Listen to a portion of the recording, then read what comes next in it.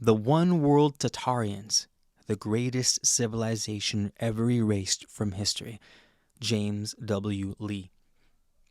Firstly, please do not believe anything written in this book to be true.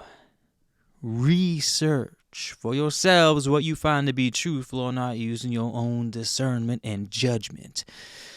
Secondly, assume nothing to be true. The ancients had a term called tabula rasa, which means to start anew with a fresh, open mind where everything and anything is possible. The New World Order. I call those that eliminated the history of the old world. The Tatarians used the one symbol frequently. This is because they say that in the land of the blind, the one-eyed man is king. The two eyes represent a subjective and objective viewpoint.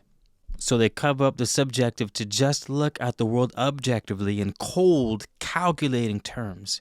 In the 1920s, Edward Bernays was under the employment of Nelson Rockefeller, one of the wealthiest men in the world at the time. Rockefeller founded the modern-day school system and owned the school textbook companies as well. I'll have you know. Digitization, the modern-day burning of Alexandria.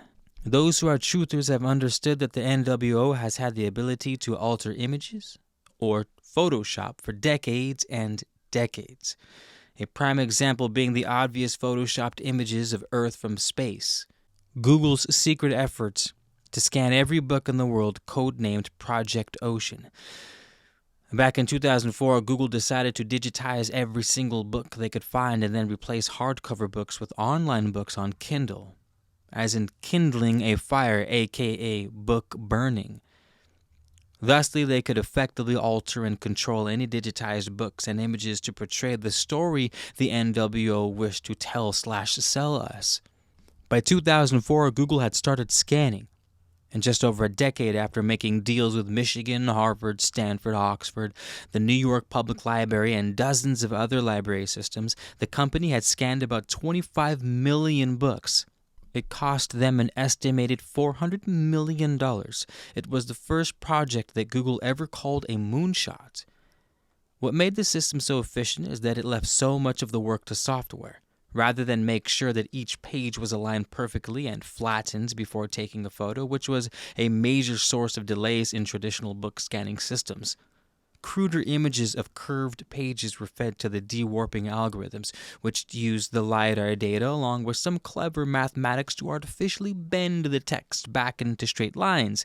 Effectively, now that most get all their news and information on history from online, the official narrative is only held in cyberspace, and if, when the internet no longer becomes viable, those that own books and oral narratives will be the only ones to provide an alternative history of our not-so-distant past. On a side note, please keep in the forefront of your minds that Eric Schmidt is the former CEO of Google, and now is employed by the CIA and the NSA.